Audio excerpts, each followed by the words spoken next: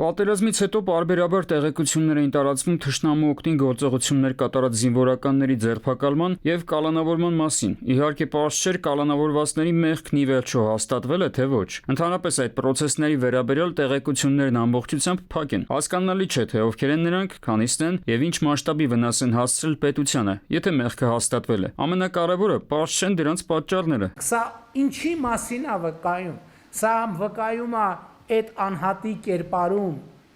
արկա խնդիրների մասին, հանրության շրջանում արկա խնդրի մասին, պետական համակարգում արկա խնդրի մասին։ Թեմային անդրադարձել է Նիկոլ Փաշինյանը, շեշտելով, թե ընդունված չէ հիմա խոսել դավաճանության բազմաթիվ դեպքերի մասին։ Այդուհանդերձ նա մի շարք հարցեր է բարձրացնում։ Դրանք կարծես ուղղված են հենց իշխանություններին, այսինքն խաղի կանոնները սահմանողներին։ Ինչքանով ենք ավանսով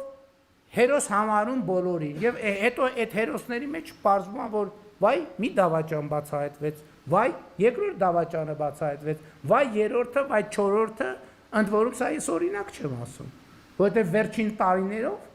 եթե հիշողությունս չի դավաճանում, տասնյակ մենք դեպքեր ունենք։ Դրանք առաջանում են իշխանությունների կողմից վարվող քաղաքականության հետևանքով, այսինքն ինչպիսի քաղաքական խոսույթ վարքագիծ է դրսևորվում, ինչպիսի քաղաքականություն է վարվում, որի պայմաններում նույն մարդը կարող է իր վարքագիծը փոխել։ Մի դեպքում մարդը որոշել գնալ կռվելու, մյուս դեպքում համագործակցելու թշնամու հետ։ Մասնագետների տեսանկյունից դավաճանության մասին զրույցները տեղեկատվական հոսք են նետվում այն ժամանակ, երբ անհրաժեշտ է լինում նորից ու նորից բացատրել, թե ում մեղքով եւ ինչպես 2020-ից մինչեւ հիմա հայկական կողմն ունեցավ այսքան կորուստ ու պարտություն։ Այդ խնդրին ըստ էության պետք է վերջակետ դներ 44-օրյա պատերազմի պարտության պատճառները քննող հանձնաժողովը։ Վերջինի եզրակացությունը սակայն այդպես էլ չհրապարակվեց։ Խորհրդարանի ղեկավարի որոշումով ուղարկվեց արխիվ։ Ենթադրաբար հանձնաժողովի աշխատանքների արդյունքում Երևան չեն եկել այնպիսի հանգամանքներ, որոնք ինչպես իրենք էին ասում կցնցեն հասարակությանը,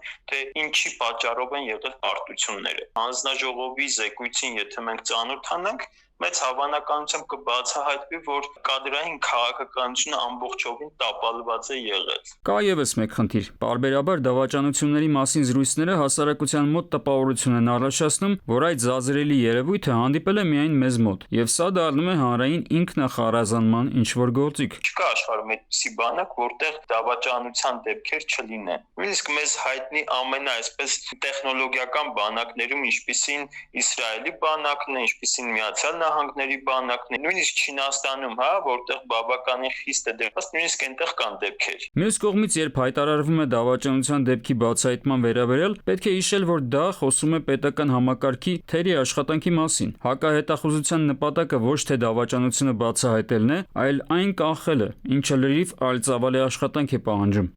Արմեն Նաթելյան, ժամը լրատվական։